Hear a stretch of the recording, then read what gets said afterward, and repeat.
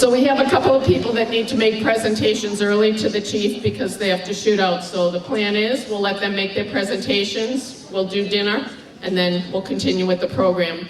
I'd like to call District Attorney from Norfolk County, Mike Morrissey, up to say a few words. Thank you, Chief.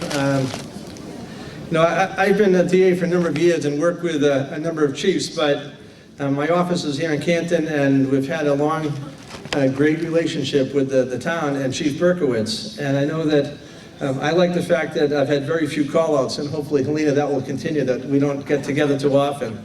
But when we've had difficult cases, it's a first-rate department, and we've enjoyed a lot of support from the chief. Now, I know some of my friends have, having been in politics for a long time, I said, well, geez, I could bring him a citation. You're retiring. Who cares? So, sorry about that, Billy Galvin. So, all right. Well, the good or the bad news is my friend is running for re-election, and hopefully you'll vote for him, because I need people like that to stick around too. So, but the chief and I have a lot in common, but one particular thing, and I know other people, when they retire, they get watches and things like that, and that's great and stuff, but the chief and I actually share an important hobby together. So sharing that hobby, I actually got him, and Chief Wells would understand this, something useful. So Yeti beer containers, so you can keep the stuff cold down at Marina Bay. So I also got two different colors, so you can, at least the captain and the mate can keep the beer cans separate, so we don't confuse them in your old age. So I just wanted to say that it's been a pleasure to work with you. You left the department in great hands, and I enjoyed every minute of it, and I just want to say long and happy and healthy retirement. Congratulations, Chief.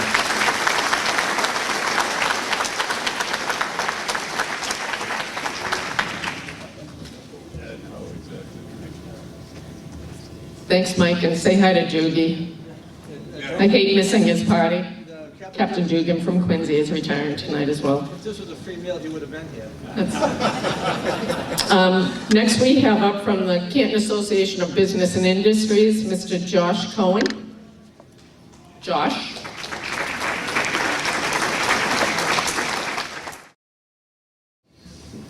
Thank you very much. Chief Berkowitz, congratulations, buddy. You held it together as the first Jewish chief of police in the entire metropolitan area. It's amazing to have such a wonderful chief like yourself, meant so much to this community, and we're going to miss you. Obviously, we're in really good hands with your successor. Every event you were at, nothing but class. You made the town a better place, and we really appreciate it. So on behalf of Canton Association of Business and Industry, congratulations and enjoy your retirement.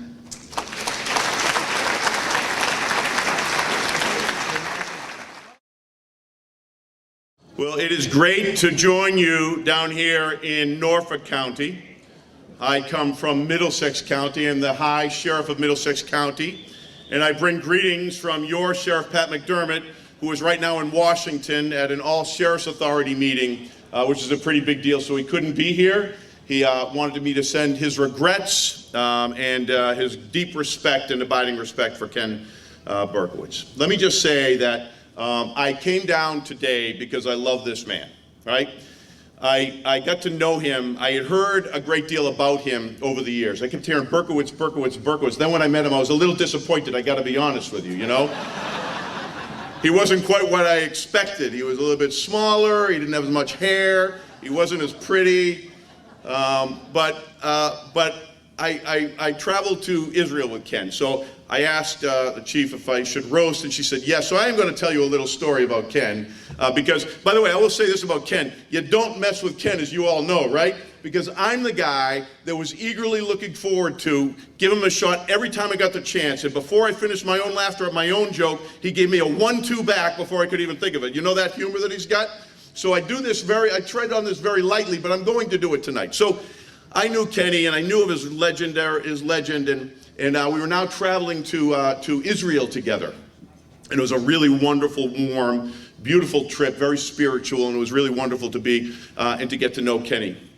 I remember seeing Kenny in the airport. I didn't really know him that well, and Kenny, and I see Kenny in the airport, We're going for like 10, 11 days. Kenny's got a garment bag, a little garment bag from the tuxedo shop, and he's got an overnight bag that he's taking, right, for a 12-day trip.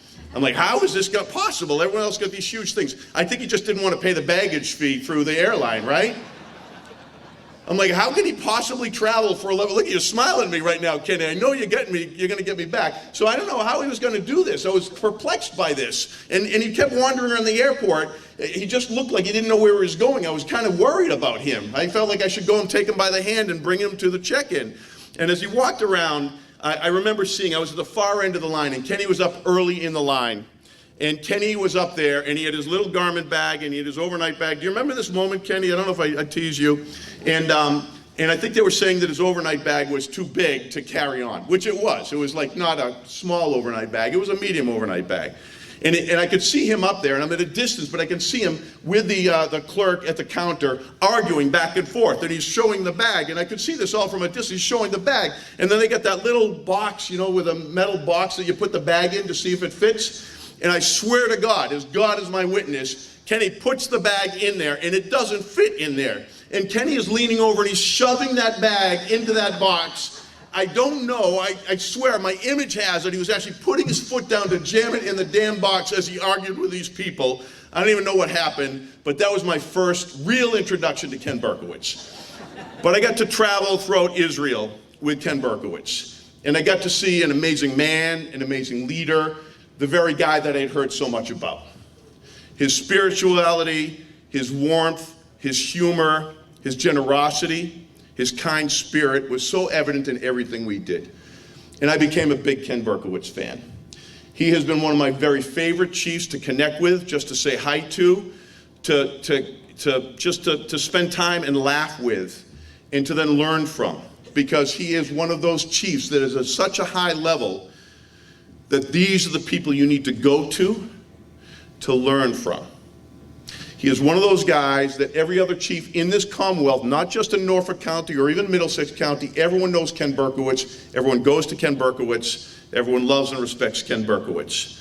So I did want to say that I brought official greetings, and I know, Ken, I realize this is kind of mean. You've just been trying to figure out what to do with all the plaques you received over these decades, and I'm giving you another one to figure this out with. But I brought a special greeting from the sheriffs of Middlesex and Norfolk counties for your 30 years of exceptional dedication and service to the people of Canton. Your passion for the job has never wavered and has become a part of the Berkowitz legend, known locally, nationally, and internationally. May your future endeavors, including your continued efforts to train law enforcement leaders across the globe, be met with success and good fortune. I love you, Ken Berkowitz. I'm going to miss you, but I know we're going to stay in touch. Thank you, everyone.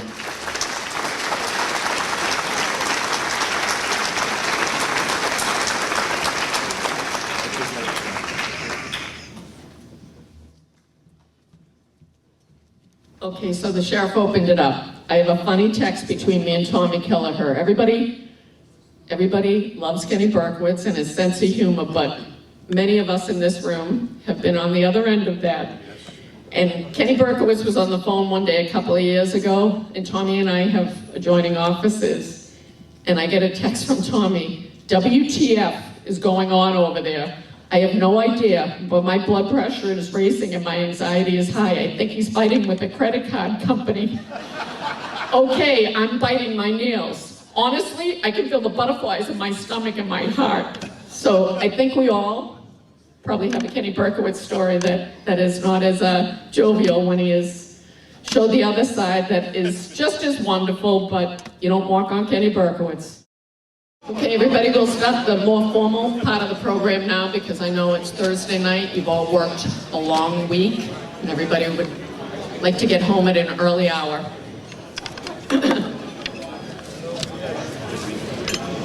Chief, give me a whistle. There you go.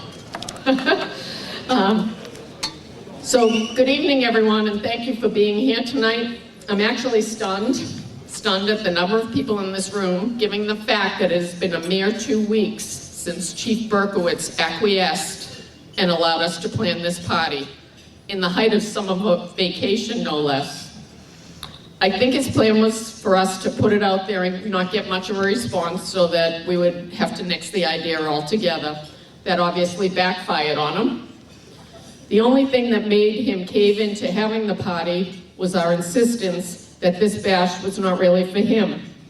It was for someone far more important and far more patient than him. Someone without whom no one in this room would be present tonight. Tonight we celebrate the real chief, Lois Berkowitz, Kenny's 88-year-old mother, spitfire of a mother. There you go, Lois.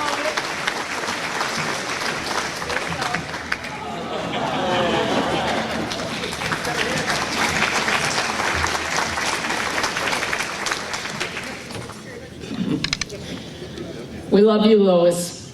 Kenny's legacy to policing is in part your legacy as well.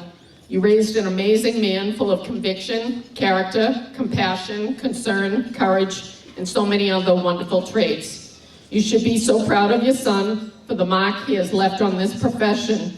Because of him, we're all better. I can't believe 30 years have passed since I first met Kenny. I got on in 1989 and he came on 3 years later. We made sergeant the same night and lieutenant the same night. And then the chief's position became available and I backed out so he'd have a shot. Yeah. The reality of that scenario is I never applied. By 2005, after the retirement of Chief Bright, it was readily apparent just who this community needed to steer the bus for the next couple of decades. We were in the shadow of the 911 horror. Policing was changing at a dramatic rate, and Ken Berkowitz was the person we needed at the forefront. As this night progresses, there is no doubt you'll understand why that is. We have representation from an abundance of people and agencies who want to recognize what Ken means to them personally and to their organization and community overall. Our first speaker can offer insight as to what his relationship meant with the chief during trying times for his community. Please welcome Nasir Renan, Director of Public Relations for the Ahmadiyya Muslim community of Greater Boston and New England. Thank you, Chief Rafferty. Greatly appreciated. So I have two parts. I'll start with a prayer, and I'll share my remarks on how I got to know Chief Berkowitz and get on a very special journey with him. Bismillah ar-Rahman ar-Rahim.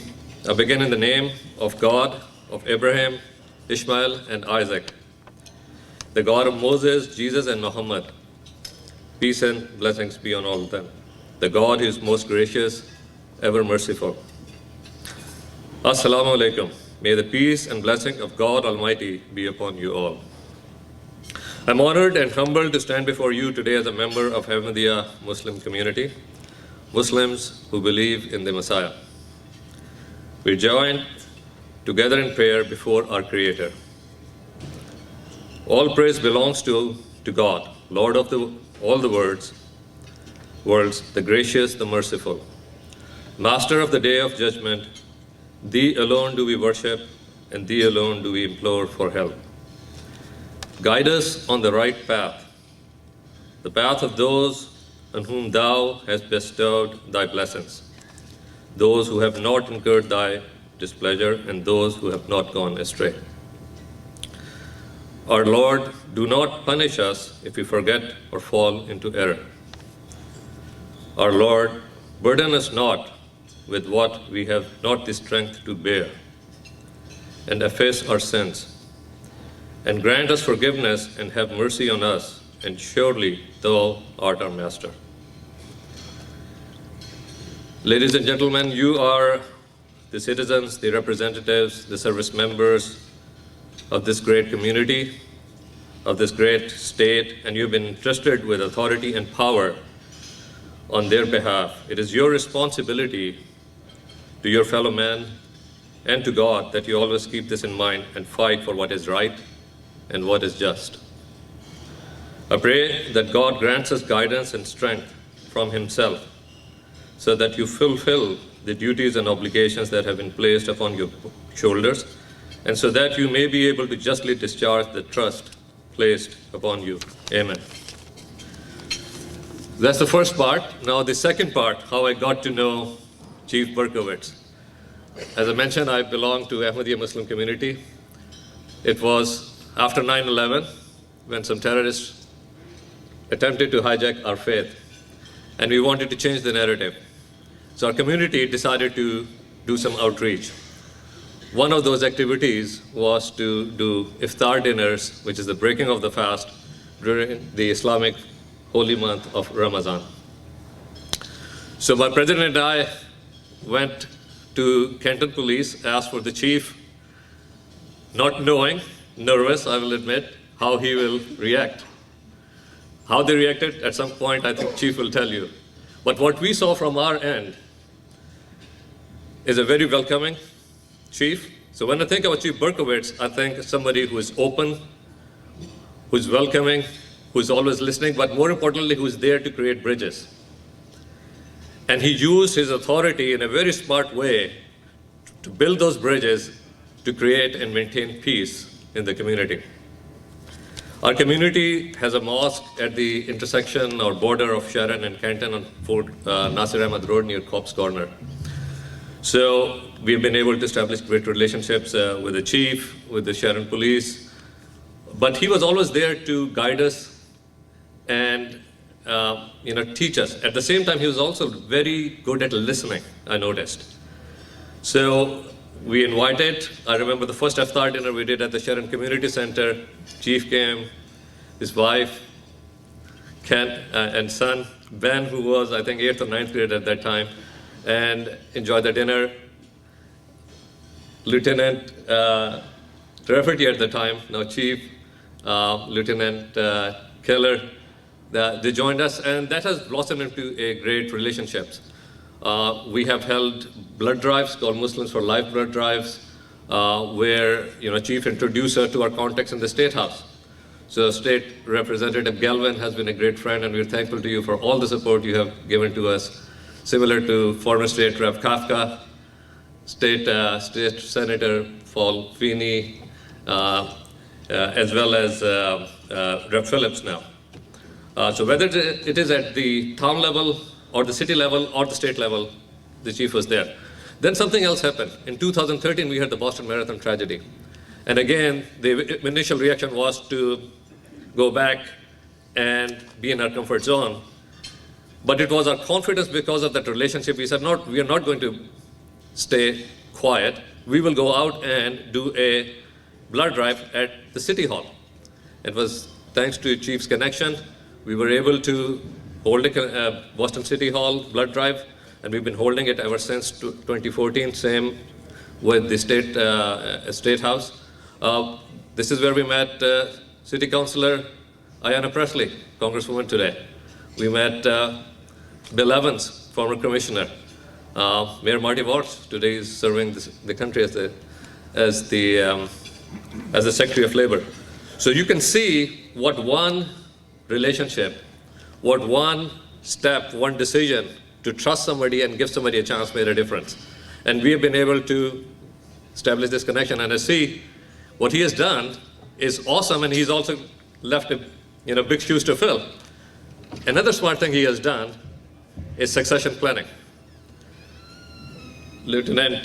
Chief Rafferty has always been there at many of our events, and they are well positioned to carry on this great work. The interfaith blood drives that we are now hosting in Canton Police Chief, I hope we continue that, and I hope we build upon it and make it even bigger, and I look forward to working with all of you. So congratulations to the Chief, and thank you very much.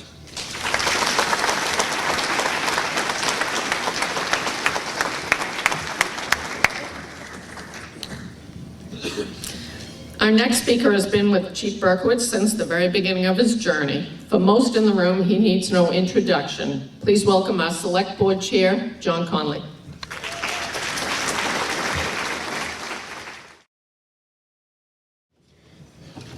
You know what they say, you can't make chicken salad out of chicken shit, so I'm here. But thank you, Helena. I've got a few remarks, hope you bear with me. Good evening, thank you, Chief Rafferty. I know this is not a night to honor I know this isn't a night to honor Chief Berkowitz, but I'd like to recognize and acknowledge the recent appointment of you, Helena Rafferty, as our Canton's 14th chief in the history of the town of Canton. Congratulations, Chief Rafferty. Thank you.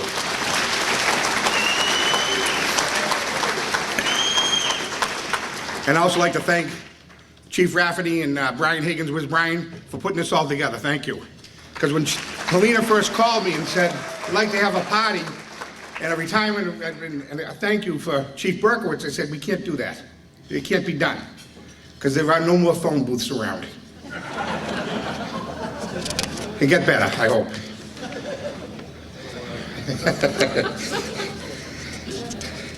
We're here tonight to honor Chief Berkowitz on behalf of the town of Canton and my fellow board members. Lisa Lopez, who's here, Tommy Theodore, who's here, Michael Loughran, Chris Connolly, and we welcome all of you to the town of Canton. Thank you all for coming. Now, before I go into my speech, or my remarks, I should say, if July 7th of the Canton Citizen, it shows a picture of our chief. So you can see it with his feet up on the desk, and he said, this is his last day. Every time I went to his office, that's the way he was. And I was up there a lot. So is that the first day or the last day? I'm not sure. But as I got to know him better, it's kind of funny how much we both have in common. We were both born in 1960. He graduated from Needham High School in 1978. I graduated from Canton High School in 1978. I went to Westfield State. I know there's a lot of owls here today. So he graduated in 1982. I graduated in 1982. I went to Westfield, and Kenny went to Sam Adams State. I'm sorry. He went to North Adams State. And he graduated in 1982. I first met Kenny Berkowitz in 1992 as he was appointed to the Canton Police Department as a patrolman. A sergeant in 1997, a lieutenant in 1999, and chief in 2005. I did not know Kenny Berkowitz all that well, but we've become best of friends through the years. Someone I admire for his integrity, his honesty, his values, and his love of family. They say behind every good man, there's a good woman. But in this case, he's lucky. He has two. Holly, his wife Holly, and Mrs. Berkowitz, Mrs. Berkowitz, you know how much he loves you, and I love it when you two go back and forth because you give it right back to him. So thank you. And she looks beautiful today. Thank you. And Kenny's sister and brother-in-law are here also. But nobody is more important to Ken Berkowitz than his son, Ben. He loves you, Ben, more than you will ever know. One of his proudest days of his career, of his life, when you were appointed to the Canton Police Department. Congratulations.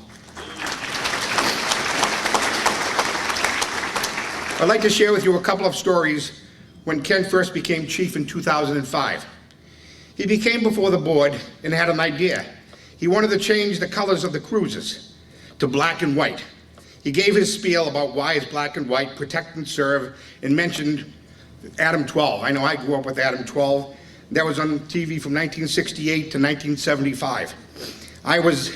He had me right there when he said Adam 12. I was and still am an Adam 12 junkie. I still watch Adam 12 on MeTV almost every night. My buddies used to say, Ginger or Mary Ann? And I would say Pete Malloy or Jim Reed. Which one would you want to be? I'm sorry, getting back to the story. As Homer Simpson would say, I love stories. About 3 weeks go by, and he's got the new cruisers. And I'm at a stop sign up by Flood Store, and one of the cars goes by me. It's blue and white, not black and white. So I happened to be chairman at the time, so I called him. I said, hi, Chief, it's me, John Conley. There's one of the new cruisers just by me, and it looks great. But it's blue and white, not black and white. If I remember, you specifically told the board you were going to black and white, not blue and white. We voted black and white. I said, you're going to have to change the color to black and white. There was silence. I mean, dead silence over the phone.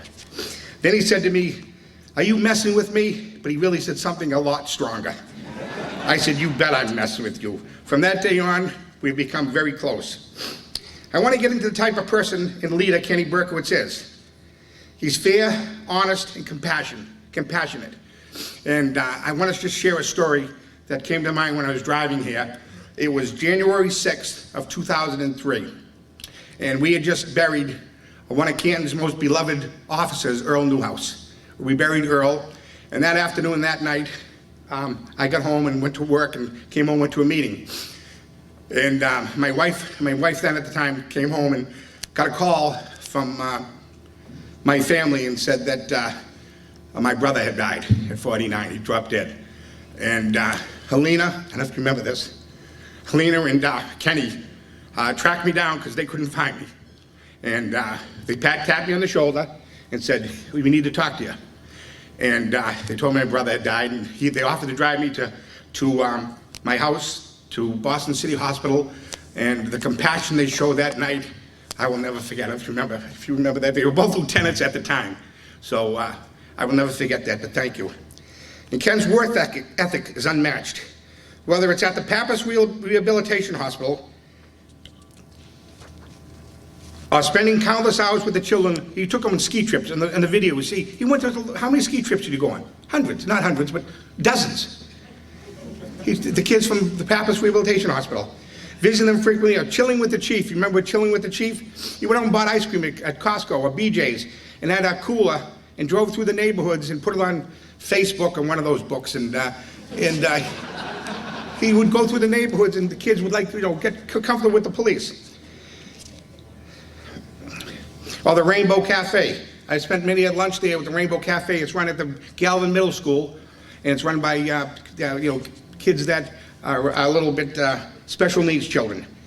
Countless other activities he was involved with throughout the community for so many years. He ran a tight ship. He was honest, fair, upfront, transparent, never pulled any punches. He would never ask his officers or his command staff to do something he would not do. He would always say, he said it to me, be responsible for your actions. Remember, you represent yourself first, the department second, and the town of Canton third. Those are the motto he lived by. I could go into all the hours that he spent with Metro, 9/11. He was spent many hours. The marathon bombing, I remember talking to him the night and he was in Watertown. The championship parades in Boston. Let's not forget the countless hours that he and Chief Duty worked together during the pandemic for the good of the people of the town of Canton. And there's so many other events I could go into. And all this takes time away from his family. To this day, the New York City bomb squad still comes to work the Boston Marathon in Wellesley. He's always been there. They stay in Canton the night before, and the Chief Berkowitz was always there to welcome them. Always there to say hello and go out and have some lunch and some dinner with them. Now story number 2, this is a better one. So, I was driving down Washington Street one day, and I drove by police headquarters, and I noticed a banner hanging from the front of the building. It said, "Welcome home, Sergeant Brown." That's a brother and a son of a Canton police officer and a Canton police detective. I could not help myself. So I called my friend John Williski, and our plan went into action. This was on a Monday, and on Friday afternoon, Chief Berkowitz received a letter from the Zoning Board of Appeals, the ZBA, saying that it was illegal to hang a sign on public building without approval. I was not there, but from what I was told, he was vivid. That's above livid. To top it off, the last sentence, and this is the cherry on top of the pie, the last sentence of the letter, it says, "Remember, Chief, no one's above the law." And that Kenny Dryden can verify that. Where are you, Kenny? You can verify that. And Kenny, as I was told, and I wasn't there, that's a direct shot at you, Chief. He was furious. That was on a Friday afternoon. On Sunday, he and I had the lucky fortune or misfortune to judge a Halloween cat and dog contest. I'm serious. He showed up, I could tell he was annoyed. A little piece of cheese and he went right for it. I said, "What's going on?" "I can tell you're upset." He goes, "That friggin' Paul Carroll." He was chairman of the Zoning Board of Appeals. I said, "Paul's a great guy. What happened? What's going on?" And he explained the letter to me about the banner. I said, "You sure? Did he sign it?" He goes, "Oh, he signed it. He signed it." And I said, he was getting madder by the minute. And I just reeled him right in. I said, "Well, wait a minute. The copy I got," and I pulled out and said, "Mine wasn't signed." He looked at me, and the light shines in Marblehead. He goes, "You son of a..." I said, gotcha. That's a true story, right? Oh, he doesn't. Okay. And I mean, I was warned. He told me, just remember, I have the last shot at the microphone, so just remember that. I'm almost done, honestly. The chief is a tremendous family man. Nothing is more important than family. On major holidays like Christmas and Thanksgiving, etc., he would buy bagels and goodies and bring them down to the station, show up early in the morning. And we'd go to the station, and any of the new officers that had young family would say to him, go home, be with your children. This is an important day. And he would work there all day or as long as he had to. That's the type of person Kenny Berkowitz is. Your incredible work has left an amazing legacy for those following in your footsteps. Congratulations on a remarkable career and your retirement. You have helped so many people throughout your career. As you retire, I want to personally thank you for your dedication and your service. If we had more police officers like you, it would be a better world. Thank you for being a friend, and thank you for being you. Godspeed, my friend, Godspeed. And I do have not a proclamation, but a plaque, just what you need. And it says, yeah.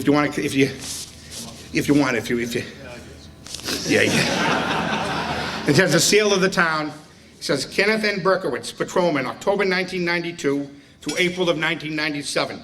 Sergeant, April 1997 through October 1999. Lieutenant, October 1999 through February of 2005. Police Chief, February of 2005 through June of 2022. So the Select Board, on behalf of the town of Canton, extends its sincere congratulations as you retire after 30 years of exemplary service. Your dedication and commitment to the community is hereby recognized and appreciated. The Canton Select Board, June 2022. On behalf of myself and the board and the people of this town, I can't thank you enough. Thank you, Chief. Thank you. Thank you. Thank you. No cash. Huh? No cash. No cash. Am I the only one that picked up on the body language when that was being read? Oh, let's go, let's go. Fast forward. So I have a funny story, and it's the elephant in the room. Everybody is probably looking at the centerpieces going, what is that? So Kenny always ran the police department like he was running his personal checkbook. He was constantly aware just how incredibly hard the citizens and business owners in town worked for their money, and he never took funding for granted. In his 17 years of chief of police, I don't think he ever asked for a transfer, and if he did, it was for a very good reason. Kenny had a wonderful uncle, Uncle Ralph, who grew up in the Depression era and was a realist. He always said, "Ausgewerfen the Geld," which is Yiddish for throwing money out the window when he saw something he deemed unnecessary or wasteful. That is how Chief Berkowitz navigated through his tenure, with Ausgewerfen the Geld being a guiding principle for his financial decisions. When he first made chief, besides designing new patches and a new cruiser detail, creating a K-9 unit, increasing the SRO program from 1 full-time officer, 2 officers in every school, 5 days a week, he didn't really leave me a lot to do. Kenny wanted to remember those officers who served CPD prior to us. He was able to work with community partners who donated time and product to create the Hall of Honor that is in the foyer of the Canton Police Department and names every officer in their years of service. We invited all the officers and their families, and it really meant a lot for everyone who attended. In preparation for the day, I was in charge of decorations. He was going over it with me, and I said I was getting 12 balloons for the columns at the front of the building.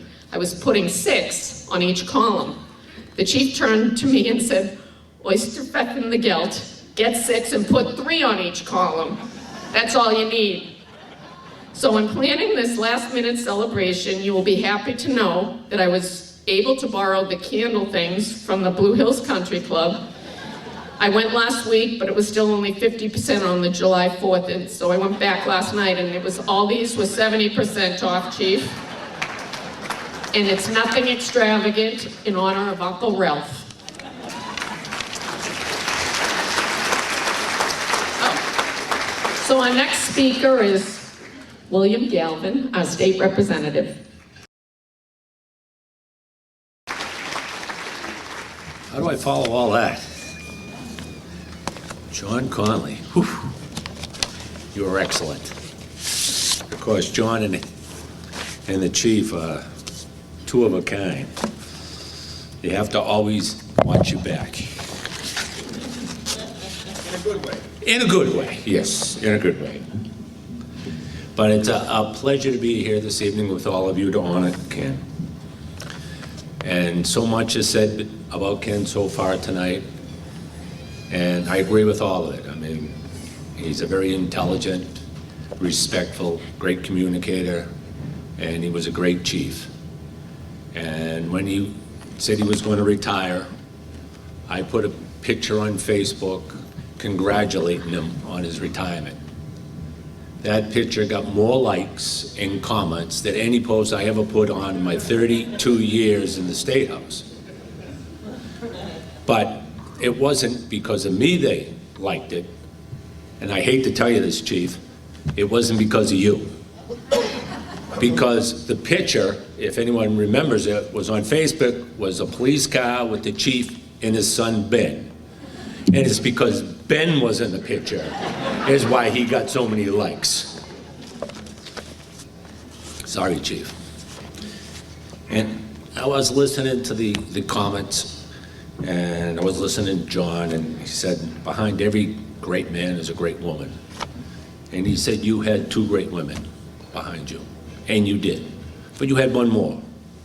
You had this one right behind you, Helena. And she's had your back from the beginning of time. And she's going to make a great chief.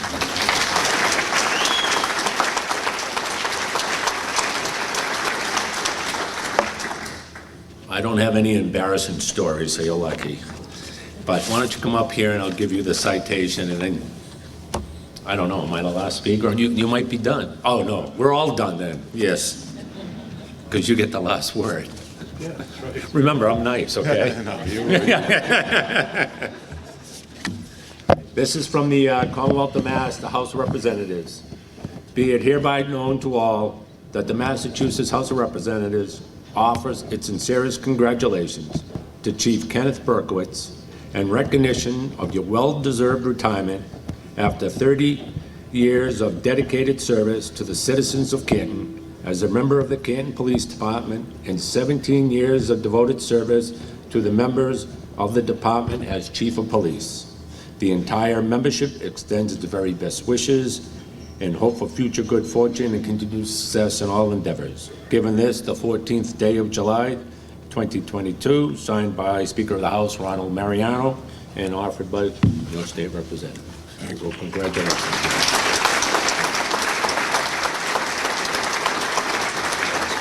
Just add one more. Congratulations. Thank you. So, Representative Galvin has been awesome throughout my tenure, not only as a police officer, but especially as a police chief, and helped us a lot. But when we're going through stuff with police reform and other stuff, I reached out to him on some stuff, and he said, I'm not sure I'm going to vote and stuff. And I try to really, I said, listen, just make an informed opinion. You know, either meet me or let me give you some information about it. So I gave him as much information as I could about it, and he called me that night. I still remember it was on a Friday night, and he said, might cost me the getting reelected, but I'm going to vote against it. And you know, I hope it works out. So I said, okay, thanks. And then so I was actually patting myself on the back a little bit about it, and then someone else said, it wasn't because of you, it was because of Paula, his wife. He said Paula's father was a long-time police officer in Canton, Rob Russell, and did a great job. He goes, if he had voted for it, all this stuff would have been on the porch when he got home. So I thought it was me, but I know it was Paula. Thank you.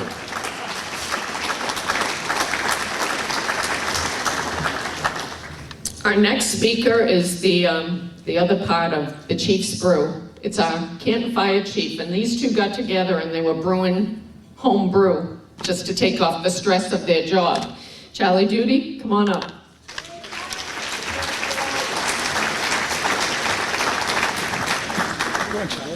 Good. Is that the short guy turn of the microphone? It's fine, no problem. I I don't really have a speech. I don't have any gifts. I tried. I was thinking about what to get you. I didn't know what to get you, so I thought that I would just come up and thank you. There's so many things to thank you for. You know, Kenny and I have been working together for 15 years, and it's been a great 15 years. And I want to thank you for a lot of things. I want to thank you for telling me that IPA is okay for the keto diet, for example. The one guy that gained 26 pounds on the keto diet. I want to thank you for swerving at me every morning on Washington Street and driving me into the sidewalk. That's fun to start your day. There's so many things to thank you for. I guess, I don't know if you all follow Twitter or not, but I want to thank you for stealing my fire car and parking it in the fire lane in front of Rite Aid, and then turning all the lights on, and then watching me walk out of Dunkin' Donuts and filming me in shock because my car's not there, and then posting it on Twitter. I want to thank you for that. I'm gonna miss that. Seriously, I can't tell you what relationship has meant with Ken. You know, as chiefs, there are situations that arise that I think only other chiefs can understand or help you with. And I can tell you that over 15 years, any time that I had a problem or a question or wondered how to deal with a situation, my first phone call was to Ken Berkowitz. And I can't tell you how much I appreciate his sage advice, his wisdom, his common sense. He was a mentor to me as a fire chief, which is kind of funny to say, a police chief is your mentor, but he was and is. So I am going to miss you tremendously. I love you, and I will miss the camaraderie and the comedy, and I wish you the best in your retirement. You deserve all of it.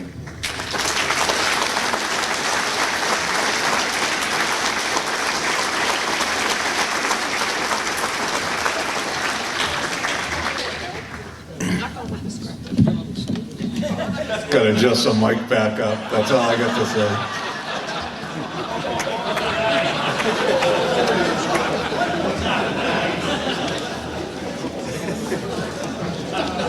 Before we go on, I just want to recognize some people that are out there. The Chief Peter Bright and his wife Bobby. I know the chief would like me to shout out. Where are you, Chief?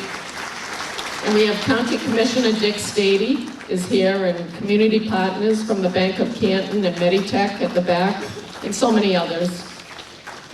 We are now moving on to Chief T.J. Lynch from the Franklin Police Department, who's representing a bunch of different police chief organizations.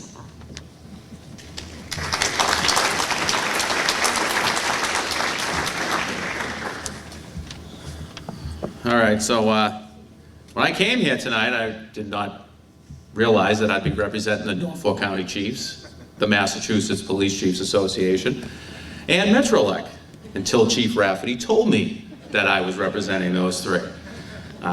So I'm going to be shooting from the hip, do the best I can, but one of the things is I'm mostly going to get some things about Metro that I'd like to talk about.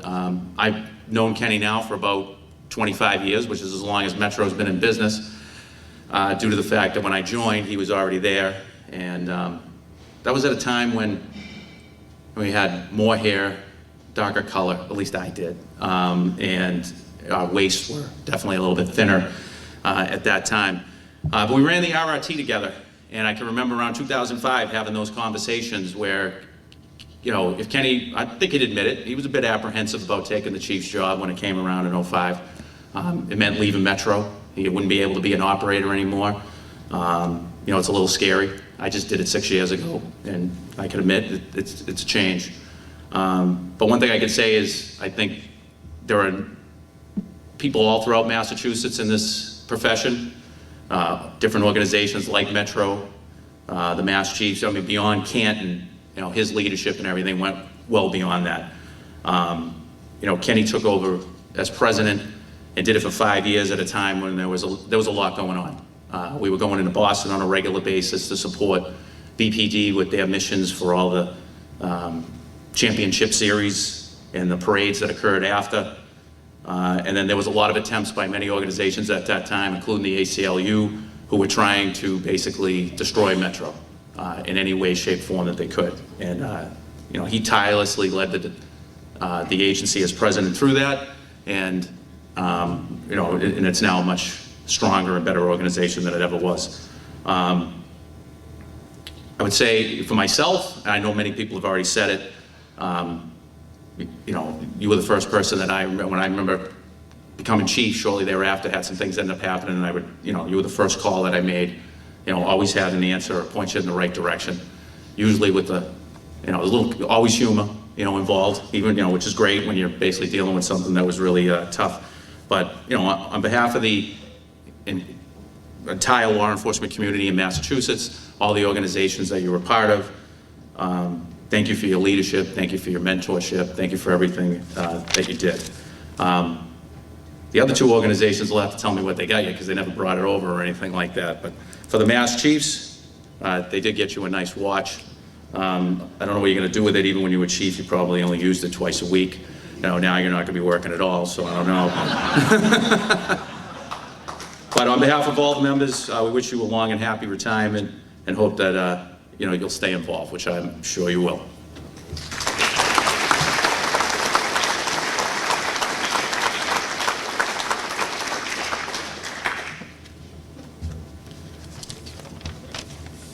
Wow, it's awesome, just what I always wanted, a Rolodex watch.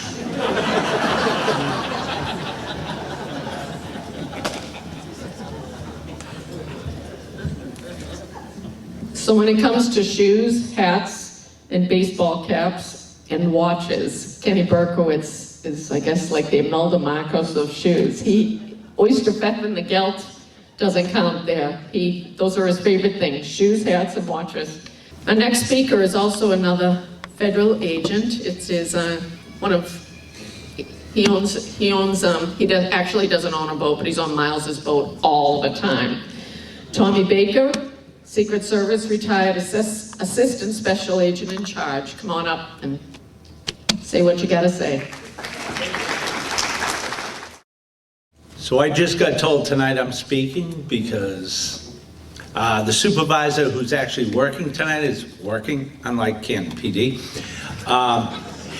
The first lady's in town, so the supervisor from the Boston office couldn't come. Kenny's been a friend of mine for years. I could say some nice things about him, but everyone else has, so that ship sailed. And all the things I really want to say about Kenny right now, we're on Canton Cable. So I'm just gonna do a little of this, plus your mom's here. So you owe me. Talk about boats, being on Miles' boat. Yeah, we're going to your boat tonight, whether you're there or not. We're gonna sit there and drink on your boat all night. I know where the keys are, Ben told me. So we're taking it out tonight. So out on the boat with Ken, the only time as a chief, you know, stays the course. But when we're out on the boat, the only time I've ever seen him scared. So we're out, and we got boarded by the Coast Guard. Any Coasties here? Because we got boarded, he was so scared. And every one of us had a beverage in our hand, kind of like at Hillside when you take people to dinner, like they said earlier. Yeah, it's dinner.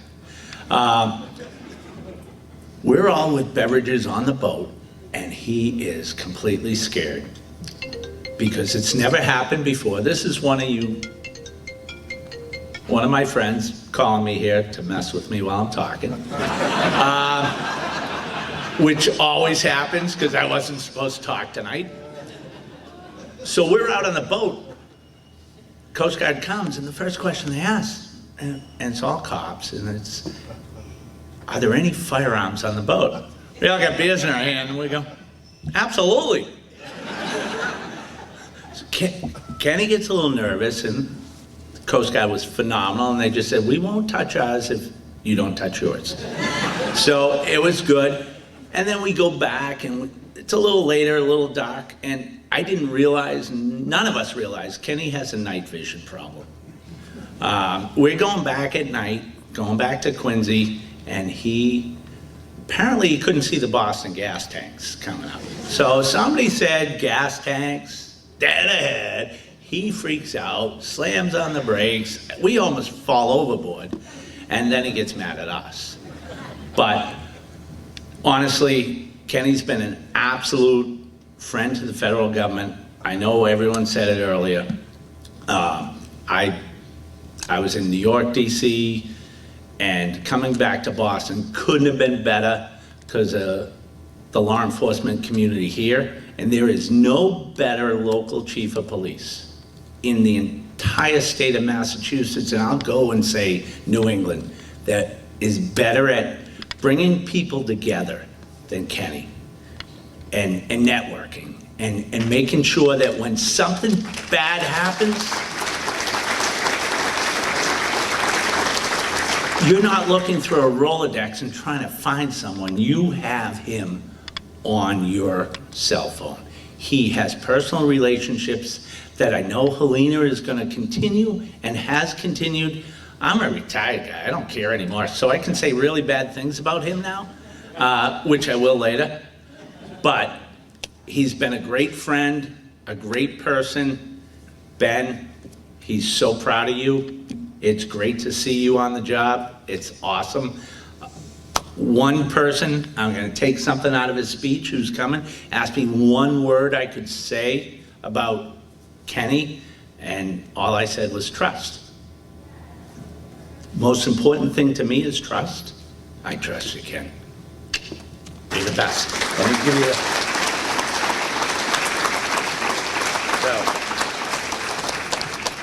So, again, with the clock thing, not that you ever need to tell time anymore that you're retired, but there you go, bud. Thank you. Thank you very Thanks, much. David. The office appreciates it.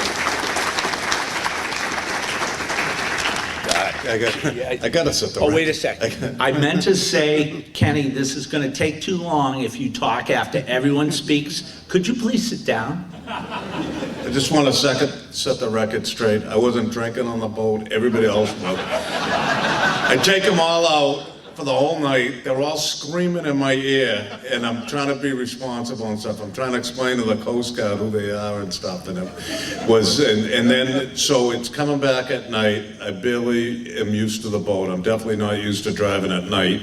And I'm like, and they're screaming in the back of the boat, gas tank, dead ahead, and stuff. So that's when, and there were no brakes on a boat, by the way.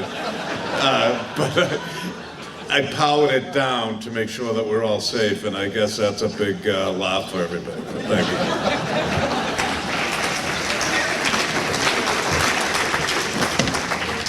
Does everybody have that grandmother or relative that always says, I can't hear? Like, I know he says he can't see, and he always says, I can't hear, I have bad hearing, but he always hears the things you don't want him to hear. That's Kenny Berkowitz. At this time, representatives from the Anti-Defamation League, Robert Treston, and the Combined Jewish Philanthropies, Jeremy Yaman, would like to come up and present.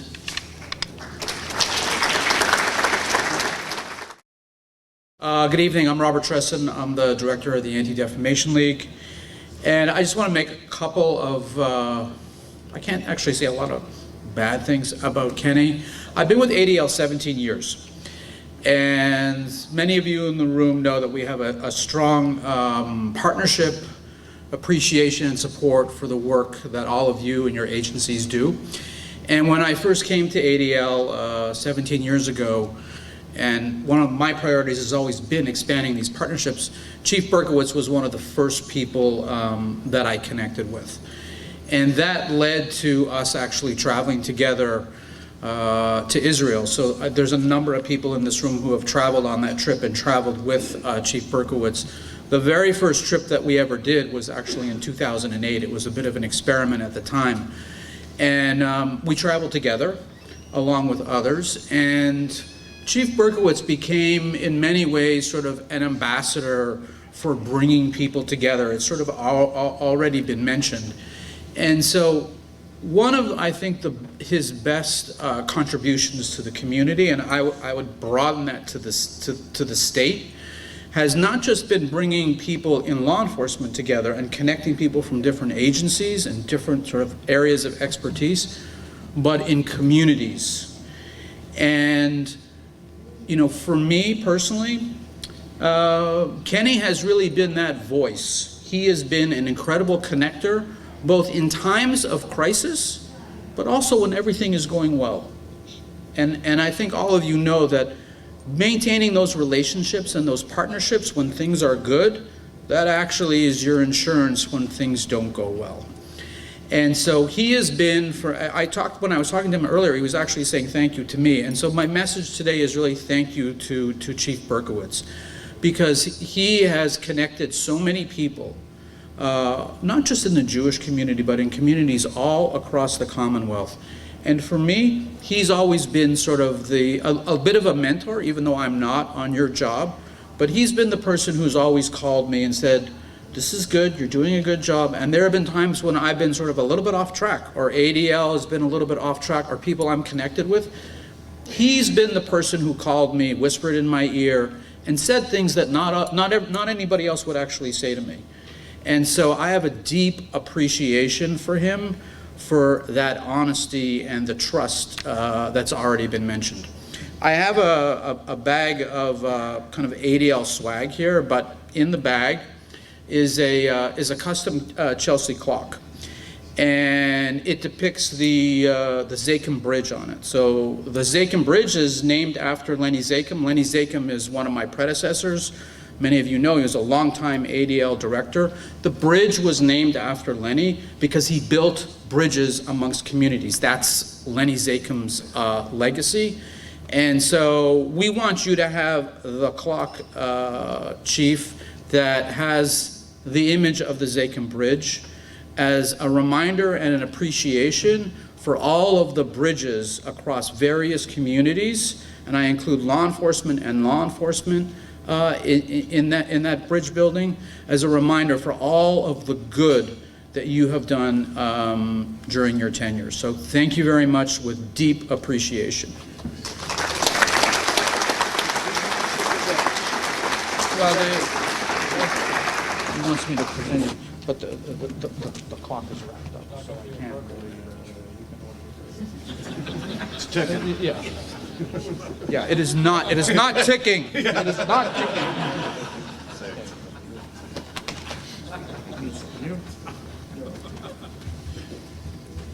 Thank you, Robert. That was a terrific speech, and the serious side of both the ADL and the Jewish community.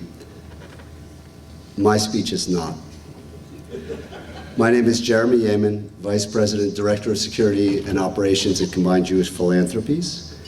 Retired federal agent with the greatest respect for Ken and for local, state, and federal law enforcement, which is incredibly well represented here today, despite Ken's repeated efforts to tank this event, to delay it as long as possible, for none of the speakers to know that they were speaking, and for, despite all of that, for all of you to show up tonight is really incredible. Now, that said, I've been working on my speech for weeks here, and first of all, I would like to congratulate Helena as chief, first of all, secondly, for pulling this together, and more importantly, for getting Ken out. He never wanted to retire. He loves it, he lives it, his family knows that, God bless them, and the Canton Police Department, but getting him out, I had been working on getting Ken to work with us at Combined Jewish Philanthropies for 2 years. And Ken, absolutely, he loves the job as chief so much. It's really incredible. So I tried to call Ken this morning. I did call Ken. It went to voicemail. He was blow drying his head. And I'm very glad that he could fly in from his house on the Cape for his own retirement party. He does love that boat. It was mentioned, but I think Ken might be the only local police chief to have a federal TFO working for him. It's usually the other way around, and I wave to my friends in the FBI. But to actually have feds working in a police department is actually quite incredible, and I say that as a former federal agent. So Ken, I don't know how you do it. You know everybody. You do such marvelous things. So a couple of days ago, Ken is now working with us at Combined Jewish Philanthropies, and a couple of days ago, Ken said, you know, there's this retirement party, and only 17 people are coming. And he has this incredible deadpan, right? You never know if he's being serious or not. It's really quite astounding. And so I'm looking at him and thinking, and then we talked about it, and then later on he goes, I think there are 250 people coming. I'm not really sure I want to go. I don't know what's going on. There's 250 people coming. It's too many. I just want something simple, but I've got 250 friends coming. And I said, Ken, 250 people may be coming, but that doesn't mean that they're all your friends. They might be coming to celebrate the fact that you're finally retiring as chief of police at Canton. And from what I've heard tonight, I think that might be the case. So we were going to get Ken a gift and a plaque, as Robert did, but instead we've given him a job. And so it took 2 years to convince him, but Ken, would you come up here and we can hold this plaque together and get some photographs? Thank you all very much.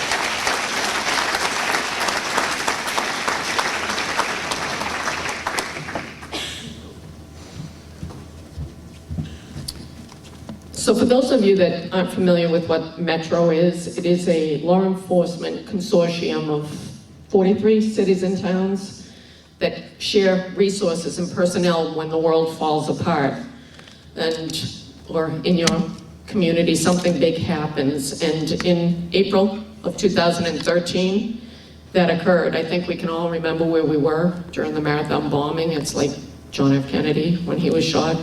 And because of the relationships that the chief had already built, Boston called him, or he called Boston, and Metro was one of the very first outside agencies outside of Boston that responded, and they responded in force. So today, we have two incredible Boston Police representatives, retired Commissioner Willie Gross and retired Superintendent-in-Chief Dan Linsky, who would like to make a presentation.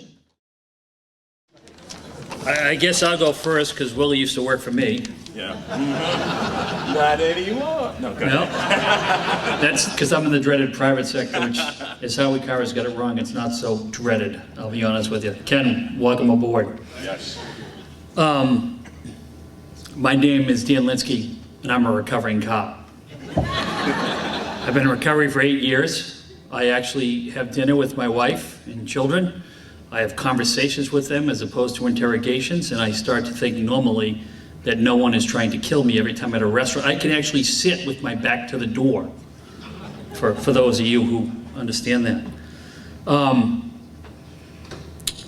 want to thank Ken for everything he's done for me, Willie, our department, our city, our community over the years.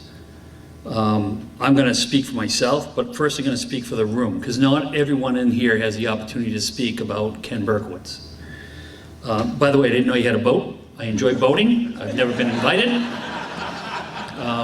I know the harbor master if you need a mooring, but I went around the room, Ken, and asked folks if they could tell me one word to describe you. Buckle up. Kind. Compassionate, funny, no nonsense, benevolent, hilarious, deadpanned, as you're giving me now, perfect, authentic, firm, fantastic,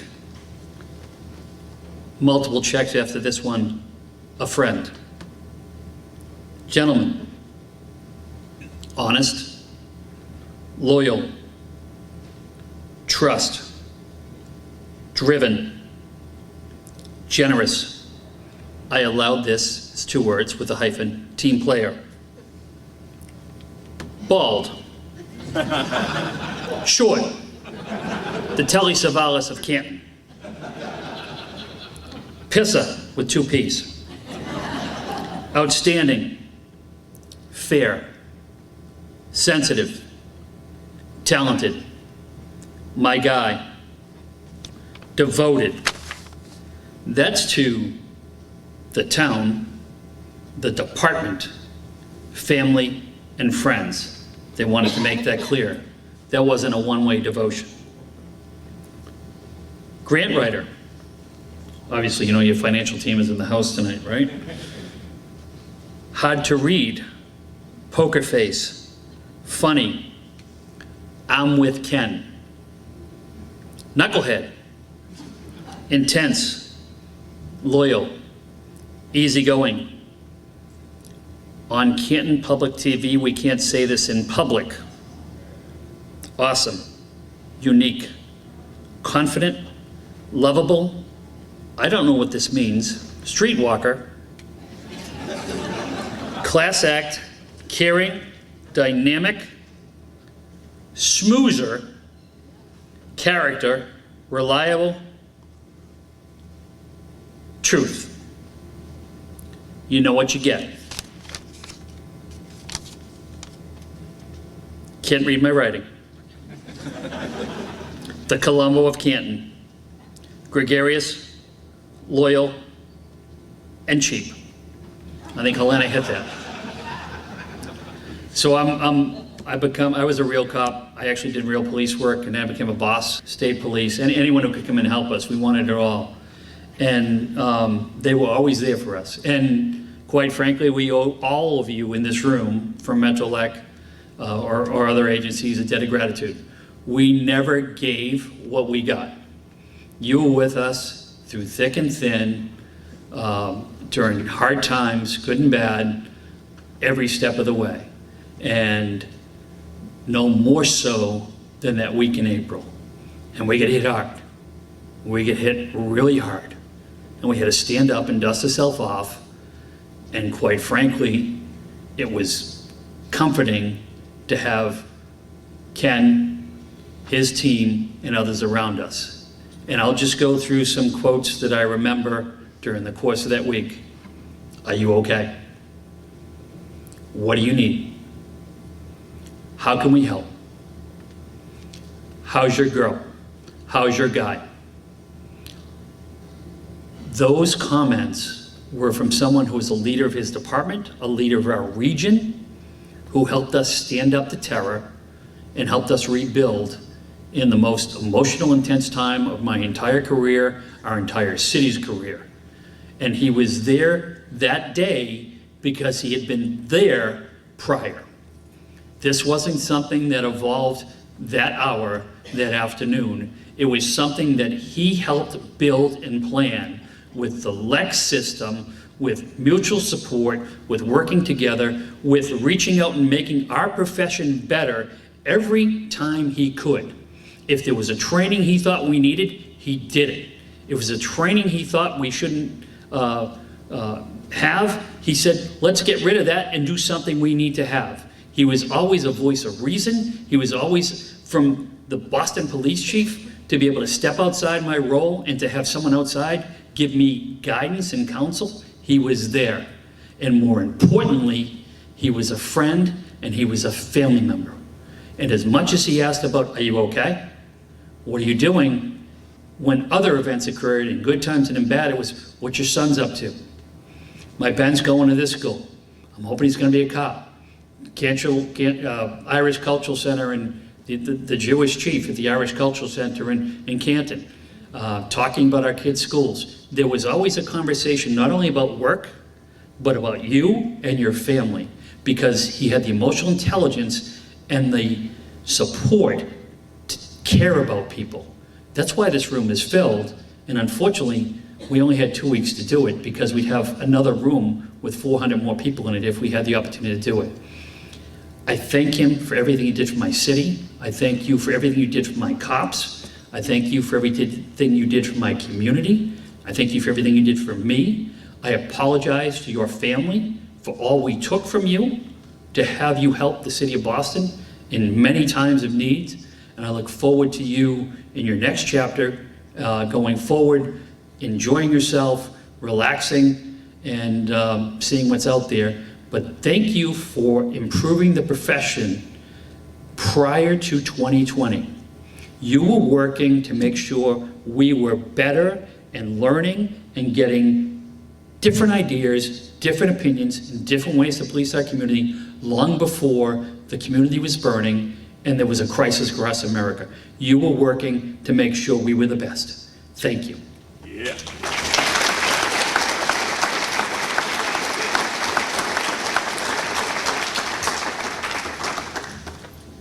That's why he went first. So as commissioner, I can say, yeah, what Danny said.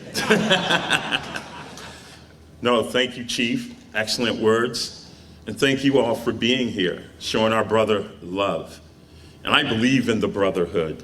And again, thank you to your family for sharing him with us. It's tough.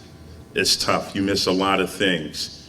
And I know when we're out there on the front lines, and yes, Danny Linsky was a working cop. We worked in everything until we kind of made it big. It takes a toll on the family, so God bless your family. Mom, I have a tough mom too, and she loves her son. And just thank you all for sharing him with us. But I'm your brother, and I'm committed to you. So you know that guy that ran out, that Middlesex County Sheriff, Peter Contusion, before he left? I'm like, you were talking about my brother? I got something to say to you. So here's what I said to him.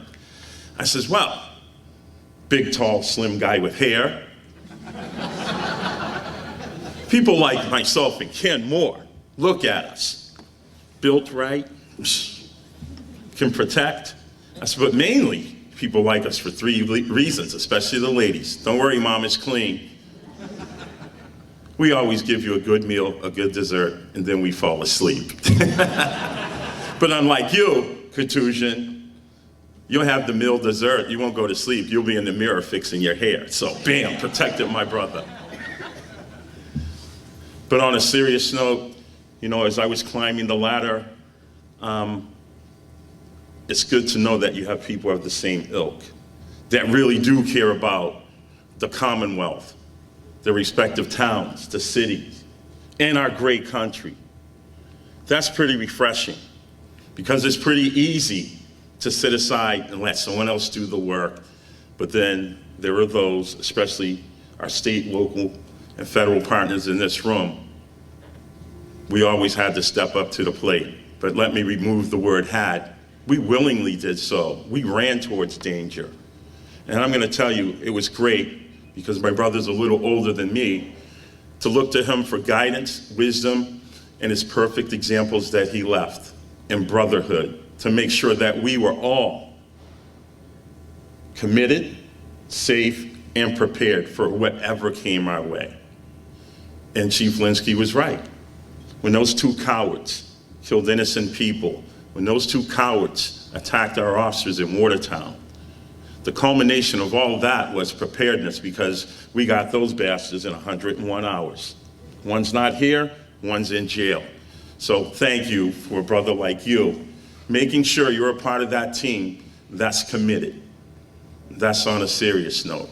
But a lot of folks know I love acronyms. So when my brother would come to town in Boston, he wasn't Ken Berkowitz, he was KB, cool brother. And I was CB, Chocolate Belichick. Because hey, what do we do? Hey, do your job, no days off. And so it was great to learn from you. And we also learned, in the spirit of patriots, here's your present, my brother, 6X. What does that mean? Do your job, no days off. And for the state, local, and federal partnership in here in law enforcement, you know what that means? We know our job. We knew our job would never be easy. We knew we'd have haters, but we still did our jobs with no days off. And for all my brothers and sisters, know this.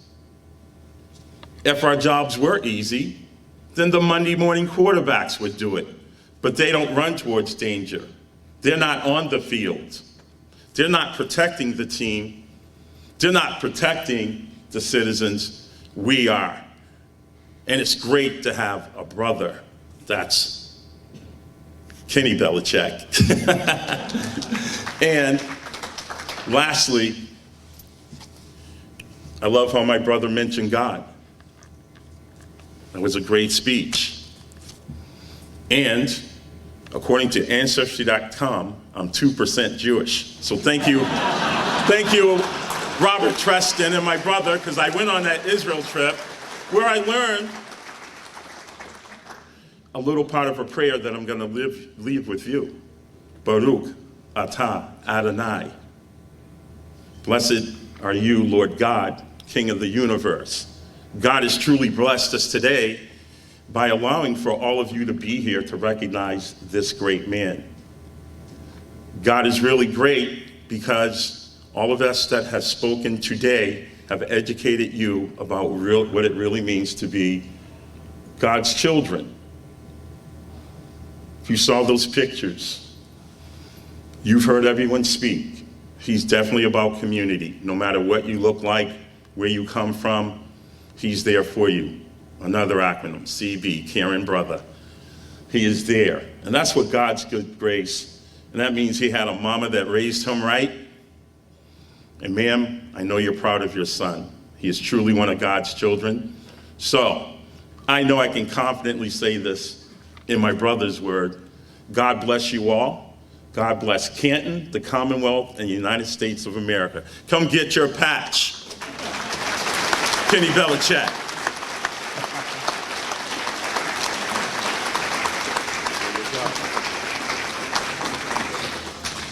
Thank you, Chief, for the invite. Thank you. My sister.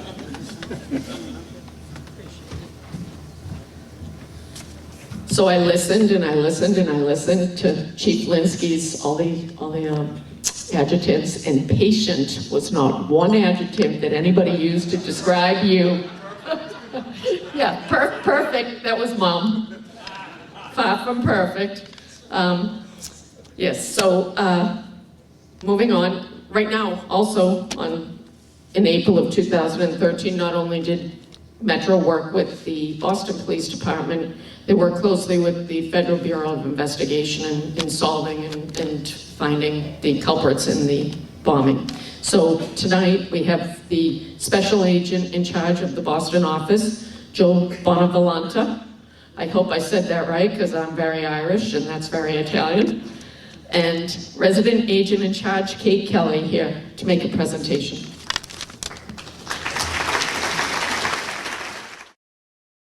Good evening, everybody. And Tommy Baker, my former colleague in Secret Service, thank you very much for letting me know what that camera was there for. I actually just thought that usually at retirement parties, you're taping it for, posterity, as time goes on. I didn't realize it was going to be on Canton cable, so that dramatically alters what I was going to say here tonight, but I'll do my best.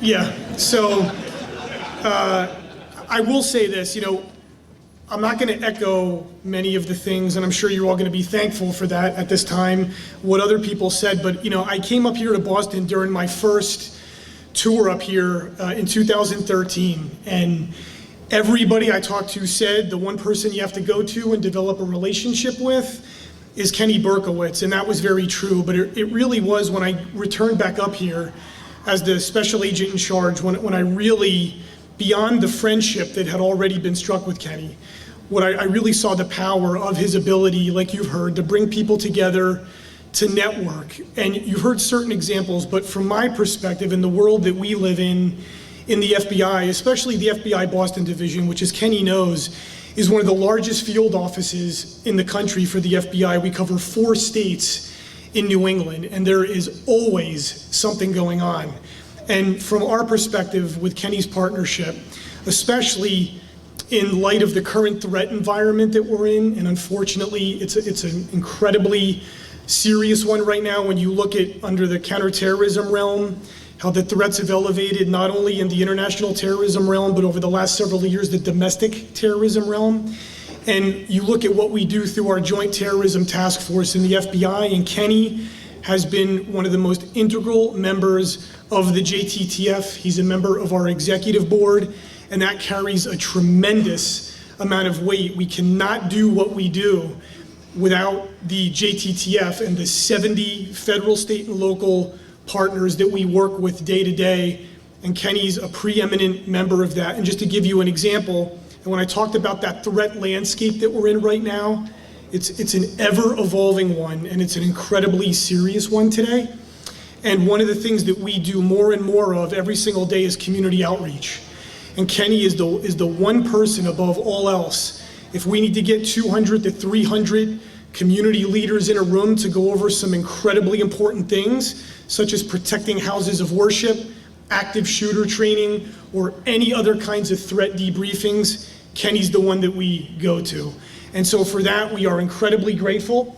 And we just have a few things here for you, Kenny. And I know in the past, some of our other federal partners like to make fun of us for many things, but this in particular, because they accuse us of rolling in with like the largest plaque. And I just want to let you know, it's a very big plaque. But to be honest with you, it's very small in content. It's just a big frame. So that, but really, this is our badge over Boston, Kenny. And we don't give this out at every retirement function. You've definitely deserved it. I'm not going to read it to you. You can do it at your leisure. And we also were able to get you a signed certificate and really a letter of commendation for your tremendous career. And this I am going to read. It's very short. It's the Chief Kenneth Berkowitz of the Canton Police Department. For your many years of distinguished service in law enforcement and your selfless efforts to protect and serve the American public, you have always recognized that a key to combating crime is unstinting cooperation among law enforcement agencies at all levels of government. The FBI and the American people have been the beneficiaries of your professionalism and dedication to duty, and we congratulate you on a remarkable career, and it's signed by Director Christopher Wray from the FBI. So Kenny, would you please come up here and accept these on our behalf?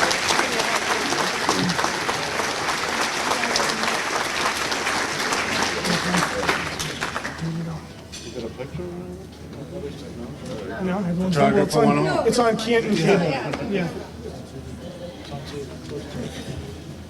Ooh, another microphone to put up a little bit. Whatever you call it, I always, thought, I'm like, geez, the FBI's got such a bigger plaque than ATF, Secret Service, everybody else. So, yeah, okay. So I went to another party similar to this. They kind of do give this to a lot of people, to be honest. But so they gave this out after the ATF and everybody else, and I'm like, geez, the FBI's plaque is so much bigger and nicer than everyone else. One of their federal partners turned to me and goes, that's because they need room to put the microphones in it. So that's why they're so big. But thank you from the bottom of my heart. I mean, the FBI Academy, I got classmates here that I went through, and I know there are a lot of people here that went through the FBI Academy and other things, but more than anything else, I just appreciate your partnership and safeguarding our community. Thank you, Brian and Kate and Joe, obviously. Thank you.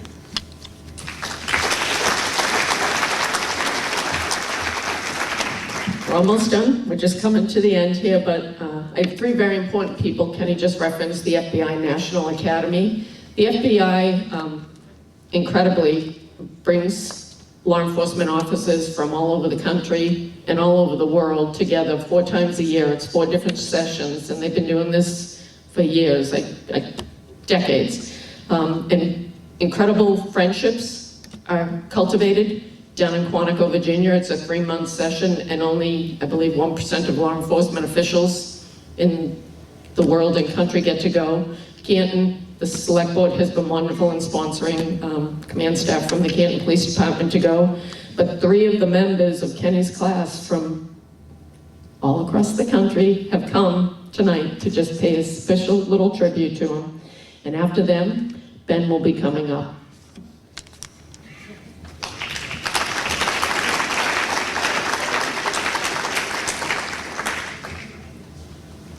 Good evening. My name is Bill Carbone, NYPD, retired, Session 217. With me tonight is Pat Riley from the 217 New Jersey State Police, and Dan Savage from the Grand Rapids Police Department, also from the 217th. As Elena stated, going to the FBI Academy is 1% of 1% of law enforcement from around the world. Since 1935, roughly 86,000 people have attended. How many NA grads are in the room tonight? 7, 8 of us. Thank you for coming, showing support to Kenny.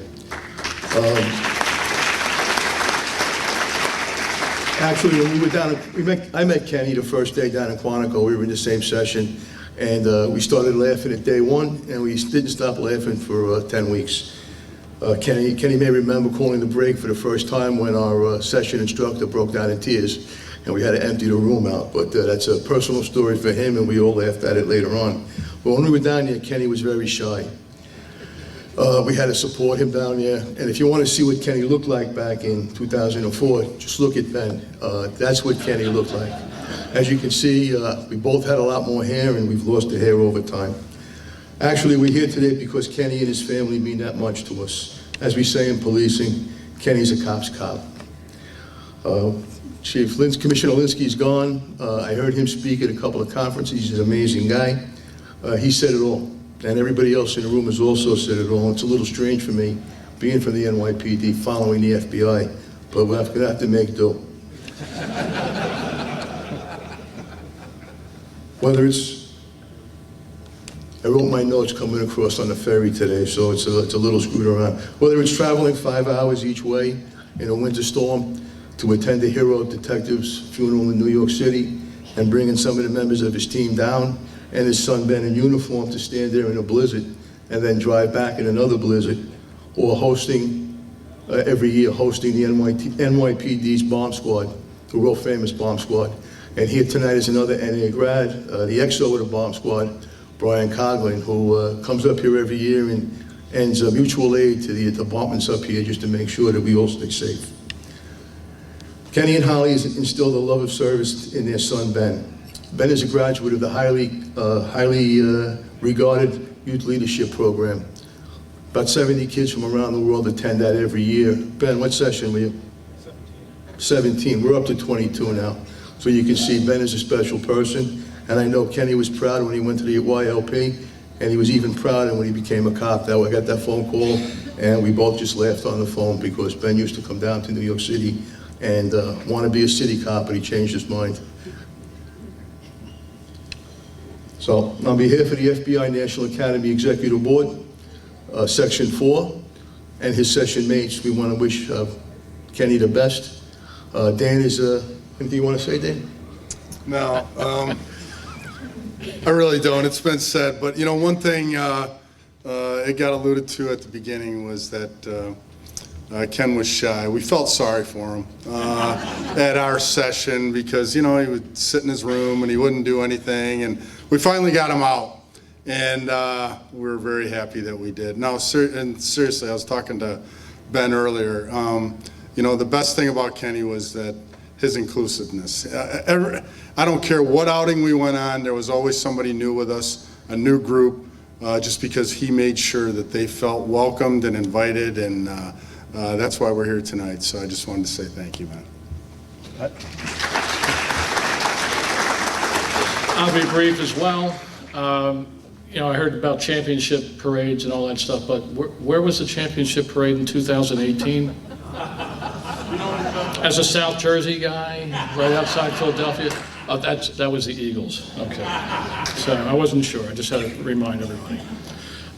Ken is the persona of I got a guy. He always has a guy, no matter what. Hey, I was thinking about getting some tickets for this. I'll give you a call tomorrow. I'll tell you who to call. All right? So he knows everybody, everywhere in New England, and he's stretched out over the world. He talked about his family at length all the time. He loves his family, and that speaks volumes as to the person he is. Tonight you heard about his career. When we first met him, we all kind of shook our head and said, how did he get here? At the National Academy, we were a little shocked, saying, Canton? Is that Ohio? Where's he from? But as you got to know him, you said, my goodness, this guy is squared away. I mean, he is plugged in, he's dedicated, he cares.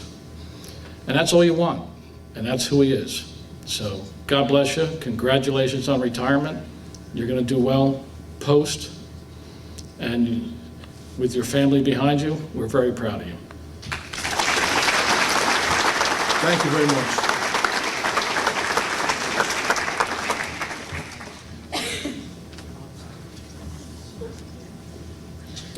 So right now, Ben, it's your turn. Everybody knows that the backbone of any police organization is their police officers. They're the first people, sometimes the only people from the police department that the community encounters. Canton Police has an incredible patrol force, and to present the gift from the Canton Police Association, we got a guy playing dual role here. Canton Police Association member Ben Berkowitz and son of Canton Police Chief, retired Ken Berkowitz.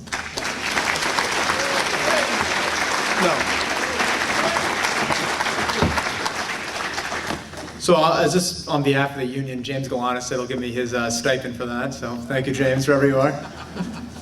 New union president, I guess. So as many of the speakers have talked about my dad tonight, former boss and now current Canton Police Reserve officer, he's done a lot of impressive things throughout his career, but I just wanted to highlight a few of the smaller things that arguably had the same, or if not bigger, impact. From a young age, I always took on the job as a personal assistant to the chief of police. This consisted of handing out the operations plans at special events such as the ICC or July 4th. Being behind chilling with the chief, handing out the ice creams to hand to him, always being the better half behind that one. And then also being his Twitter photographer now, world famous Twitter account, as well as proofreader. All of which were without compensation too, but we'll get to that later. But as I grew up, I learned the larger purpose of him going out on a summer night, handing out ice creams to kids was a lot more than just handing out an ice cream. I always wondered, why wouldn't he want to be down the Cape or, go on a vacation somewhere or be out on our famous boat, the CPD, which he does have merchandise available for. But then I realized it was for the love of his community. I remember the excitement that a young kid got seeing that expression on their face when a leader of the community gave them an ice cream. But it was more than just an ice cream, it was a sign of civility and also showing them that as a young child, the police officer and the leader of the police force in the town, arguably one of the bigger ones in the state, cares about him. So I think that was a big lesson to learn. Another lesson he always taught me is that a leader should always do what you expect them to do, even if that means wearing traffic gloves on a detail or walking the square. One of the incidents that made this most evident to me was on a hot summer day in August 2018. We were coming back from our boat when we were in his work car, so there's a radio call for a kid drowning in the res. So without hesitation, he put on the lights, drove there, and he was the first one there. And he dove right into the water in his street clothes. And that was something I'll always remember, just seeing that job's like always a part of his identity. It's not just a job, but just who he is as a person, always willing to help others no matter where he is, what he's doing, he'll drop that. So that was obviously a huge life lesson for me, seeing that as a young age. Many people can also say that they worked for their dad. A lot of people can say that, but few can say they had a positive impact on the community that they served along with their dad. And that was something very unique to my dad and I. Very memorable experience with him working here for the past 2 years when I was there. It's not every day when you show up and you make an arrest and your dad's the first one to back you up. It was a pretty cool experience. That's happened a few times. One of the times, the most recent times, he was just actually still out injured from a shoulder replacement, but that didn't matter to him. He still came, and weeks after getting slinged off, he helped me, so that was awesome to see. Seeing the tremendous impacts he's had in the community and carried on to me gave me pride to wear the same uniform that he did and still does. And it will go forward, for a while in the years to come. And throughout his storied career, he instilled many values upon me, not just small ones, but just big ones as well, such as being committed to the job, taking a detail, even if it's a bad one, it's still money, using your position, big lesson that I've learned, using your position to help those who do not have a voice, especially people less fortunate, not to hang out in the control room, big no.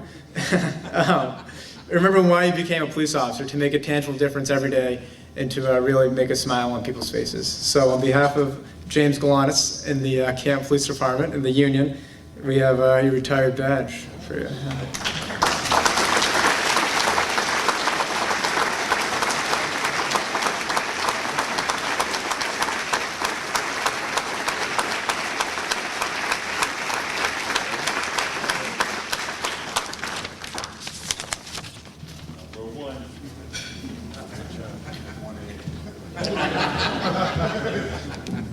Chief, would you like to say a few words? Yay.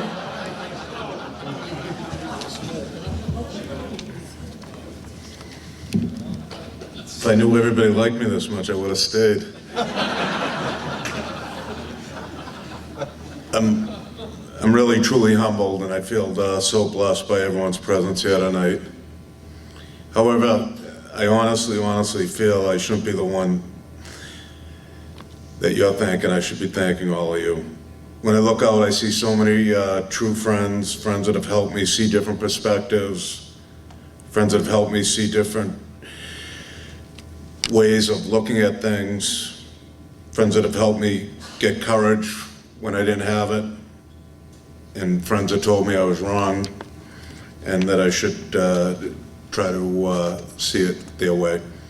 You helped me grow both personally and professionally, and I'm really, really grateful for that. When I look back at my career, my entire tenure as a police officer, I can't think of one single thing that I accomplished solitarily. I always had so many partners, and most of them are in this room tonight.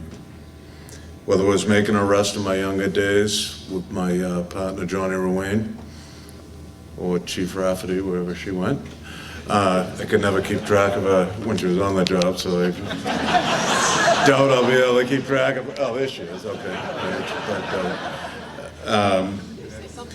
But really, I mean, I always had partners. I just always had help, Metro, NYPD, FBI, it was just always somebody else that was there to help me.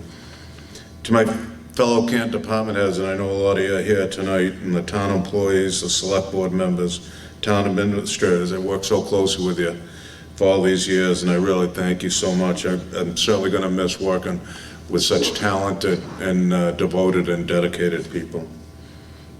I know Derek's here tonight, and the schools. I can't think of a town where the schools and the police work so closely together. And departments and most of all the students benefit from a close relationship. Our school resource officers are embedded in the fabric of every school at every level in the town of Canton. And it just leads to healthier children and safer children. And I'm so thankful for that. To the fire department and Chief Duty, our relationship has always been so strong. We work side by side, so many things. Aftermath of 9/11, we had a major train crash, we've had plane crashes, we've had shootings, we've had fires, and we've always been side by side. We did planned events like July 4th or the Life is Good festivals that we hosted for years, dignitary visits, and we always just got it done. Our departments have evolved and trained together, and our town has benefited from that collaborative relationship. And I'm just so thankful for it. To the police officers out there, you're nothing short of amazing to me. You're committed, professional, and dedicated. Our community and our country has never needed you more than the last few years.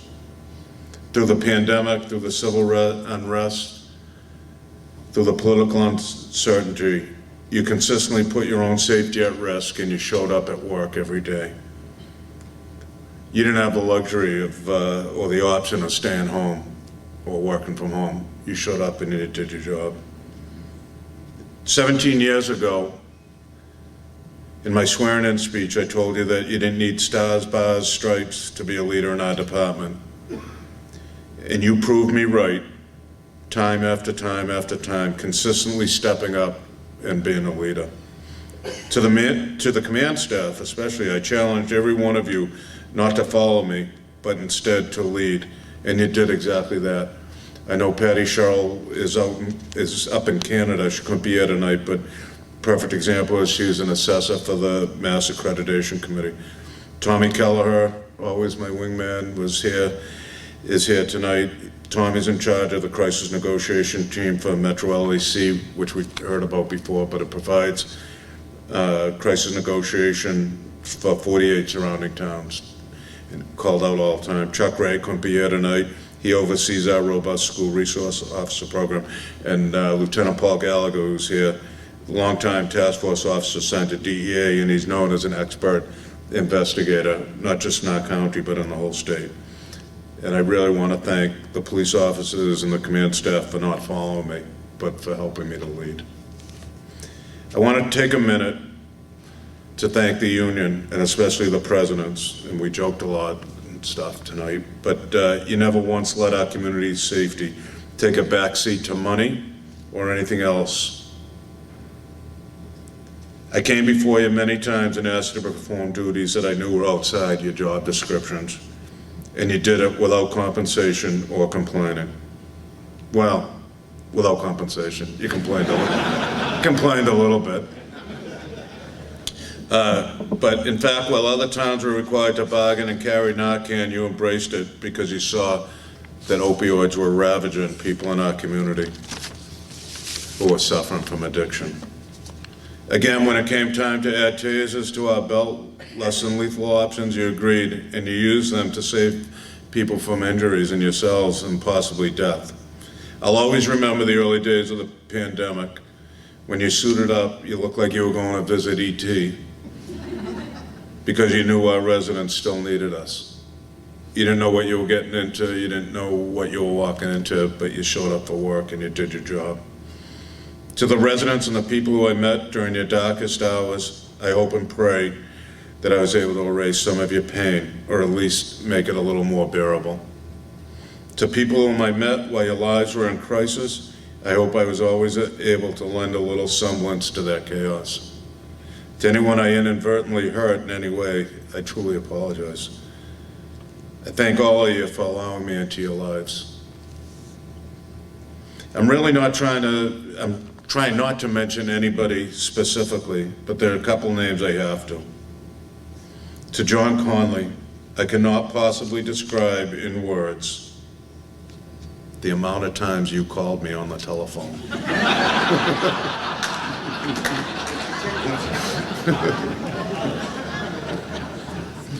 I'm only kidding, obviously. I appreciate everything that you've done for our department and for our community and for myself. You're truly a man who loves Canton, you love other people, and I'll always cherish our friendship. I know we'll be friends forever, John. To Chief Rafferty, as you know, in my career, I always told you it was like a dream come true. But to me, my capstone moment was watching you, my closest friend and colleague, take over the reins as the 14th Chief of Police. At times it will be tough, but I know you have all the prerequisite skills to leave your own indelible positive mark on our department. So do it.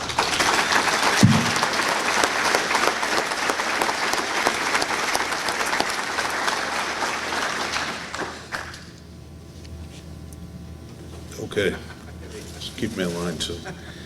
At this time, I want to ask my wife Holly and my mother to come up here.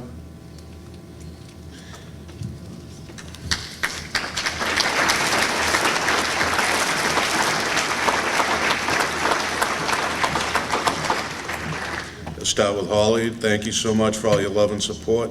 You stepped up so many times when I had to run out of the house, or when I skipped holiday celebrations. Most of them are legitimate. From Metro or CPD. You held the fort down sometimes for months when I went away to either the FBI Academy or Naval Postgraduate School. I can't thank you enough for doing that. Thank you.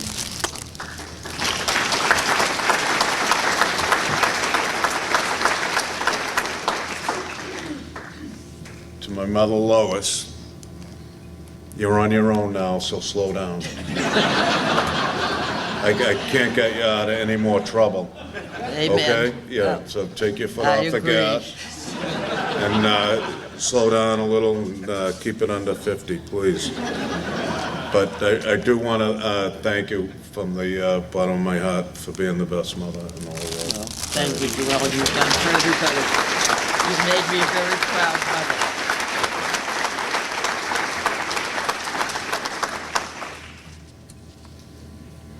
So let's see if we can get through this part. Ben, in my swearing-in speech, I mentioned that you were the center of my world, and you still are. I could not be more proud of you or love anything more. Not because you're a police officer, but because you're following your passion and making the world a safer and better place for others. When you were little, I would get called out at night or get called out during supper, and you would overhear the call and yell, "Hey Dad, can I come?" Last night, it struck me, we've truly come full circle. When you came home for dinner last night, during the 4 to 12 shift, you got a call for a drunken party acting suspicious at the mall.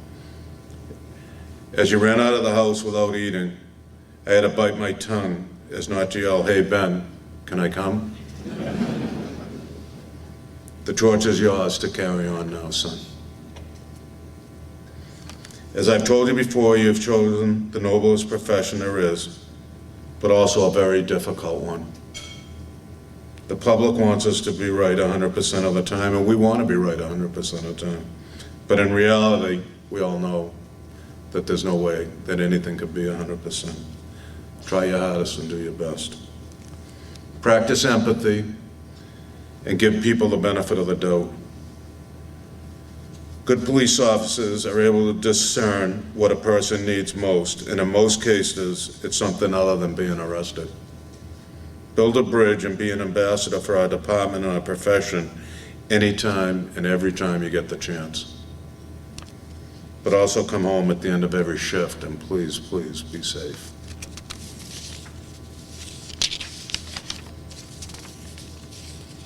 I have a poem behind my desk and it's entitled "The Man in the Glass." Talks about a man who's looking in the mirror to see how the reflection that man sees back is the most important one of all. Kind of goes like this at the beginning, when you get what you want and struggle for self, just go to the mirror and look. And it talks about looking at the reflection to see what looks back at you. When I look in my mirror, I see all of you. You all made me better, and for that I'm eternally grateful. I wish all of you nothing but peace, health, and happiness, and thank you for making this a night I'll truly never forget. Thank you.